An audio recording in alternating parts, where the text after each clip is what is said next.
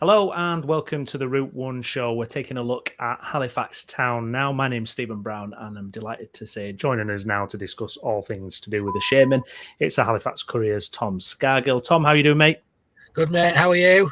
Yeah, good, thank you. Thanks for bobbing on. I wish there was some more exciting things to talk about. 2-0 draws. We'll start with the weekend's result against Dorking. Halifax a bit unlucky not to win that, do you think? Yeah, I would say so. The performance previous to that against Wealdstone had been really good, and I felt like they kind of carried on in a similar vein, but without taking the chances, really. Dorking, I felt, were kind of there for the taking. Halifax created some good chances, and it kind of felt like 2 points dropped in the end, really. But it's kind of been a theme of the season where if they'd have taken their opportunities in games, they'd be having a lot more points than they've got. The keeper made some outstanding saves, to be fair. He was man of the match by a mile, but I think there was a real sense of kind of being bitterly disappointed that they'd not come away with 3 points from that. Yeah, absolutely. And I think prior to the Wealdstone game, I think that's the last time we spoke, and it had been a bit of a poor run of form, and then that 5-0 just seemed to come out of nowhere, didn't it? Absolutely extraordinary. I was on holiday for that game, Oh. and one of my colleagues was covering it, and he actually covered the last time they'd won at home, which was against Dorking, which I'd also missed. So it's clearly me that's the problem. I'm missing the Yeovil game next Saturday as well, so at least that's going to be a guaranteed 3 points for Town the way it's going. Yeah, absolutely good stuff. Against Dorking though, Millie Ali impressed you in that game? Yeah, fair play to him. He's come on leaps and bounds since the start of the season. I really like his style. He's got some fantastic tricks in his locker. Very confident, great feet, good balance. He's quick. He's not afraid to take on defenders. He can carry the ball. He can easily beat a man. If anything, it's maybe just his end product that needs work because he's been guilty of missing some chances in the last 2 games. But he can do things that kind of other players in the team can't really do, and he struggled to hold down a place in the side until the turn of the year, but I think he's really taken his chance the last few weeks, and he's been one of their best players. Yeah, absolutely. Moving on to the Gateshead game then from the other night, another 0-0. Was it a similar type of game to the Dorking one? Yeah, it was. Again, I felt like it was against a team who were kind of there for the taking. They'd not kept a clean sheet at home all season, so when you've got a stat like that and Halifax aren't scoring, again, it feels like it's 2 points that have slipped away. Again, Halifax had some good chances. Had one cleared off the line. Header at point blank range saved. Ali had a couple of near misses. Gateshead didn't really offer much going forward.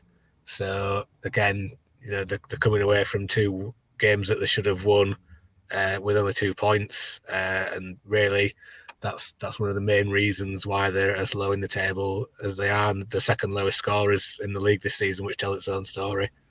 Yeah, absolutely. And it's kind of funny because obviously that is another clean sheet for Halifax as well, and suddenly this solid defensive team that they've become. It was much needed though, wasn't it? The way results have been going previously. Very much so, and that's kind of replicating what happened earlier in the season. It's funny that they're going back to Aldershot on Saturday. When they lost 5-0, 5-1 there, lost 4-0 at Woking, it had to change. They couldn't carry on chipping goals, and they did tighten up at the back.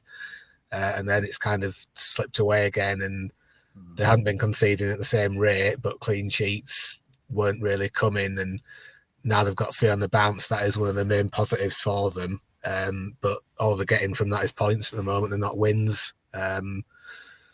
But they need clean sheets because they're not really capable of scoring more than once in a game. I know they scored 5 at Wealdstone, but they've not scored in 3 of their last 4 games. And they've only scored 1 goal in 1 away league game this season. So it's just something that's hampered them continually throughout the season, where they've not got enough goals in the team. And I think there's a lot of frustration among the fan base that it's been something that they've been commenting on all season, and I don't feel that it's really been remedied.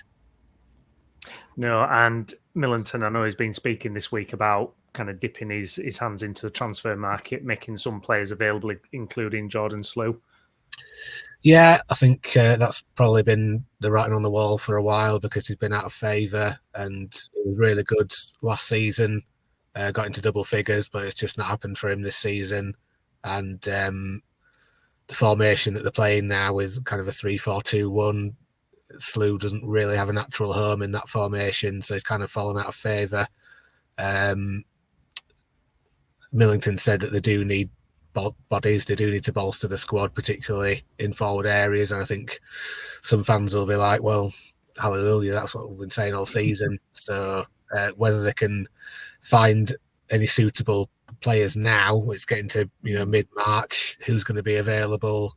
It's probably going to be youngsters from under 21 teams higher up. So I mean, Adam Senior is coming from Bolton. His defender has been fantastic. O'Rourke is coming from Liverpool and hasn't really shown what he's capable of yet, but he's done all right. So it's just, you never know what you're going to get, I suppose, from when you're bringing in younger players on loan. But it's got to be worth a try, because they've been persisting really with the same kind of group of players all season, and not really been an upturn in goals. This kind of late in the season as well, how does business normally go down? I mean, is it kind of agents putting names out there, or teams releasing lists of players that they'll send out available to teams like Halifax? I mean, how hard is it to get business actually done? Yeah, I think it's usually just a kind of trickle down, really, where they're kind of relying on clubs further up to maybe bolster their squads, and then if there's players who are pushed down the pecking order there, then they might become available to clubs like Halifax.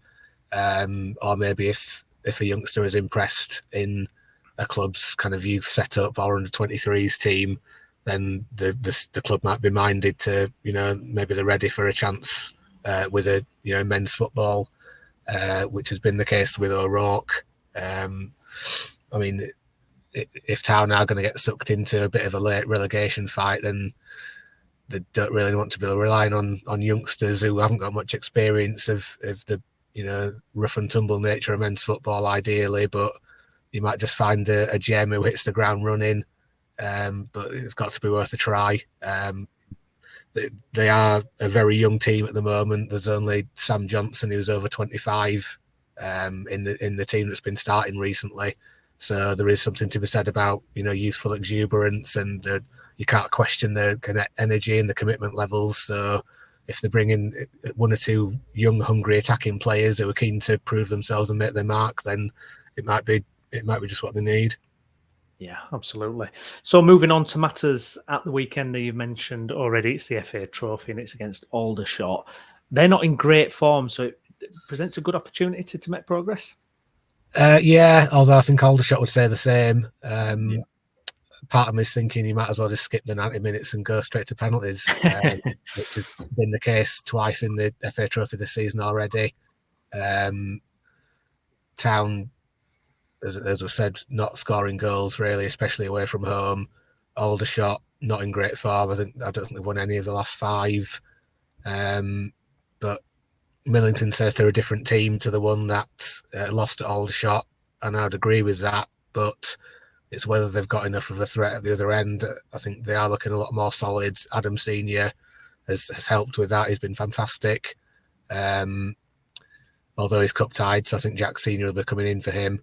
It's just whether they can offer enough of a threat at the other end, and it comes amid a really hectic schedule. So it'd be interesting to see if there's any changes in terms of players maybe feeling a bit of fatigue, because it's just been Saturday, Tuesday for what feels like months and months.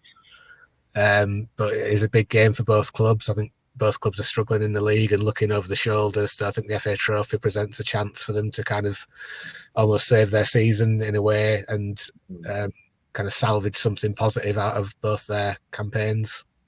Yeah, absolutely. Yeah, when there's a bit of a cup run, it always helps, doesn't it? If the kind of domestic season's not great, definitely. Just looking ahead, then Bromley Tuesday as well. What can we expect with that one? Do you think? I think that's a winnable game for Halifax. I think it would depend on what happens at Aldershot in terms of the 3 unbeaten now. So if they could make it 4 unbeaten going into Bromley, that would help.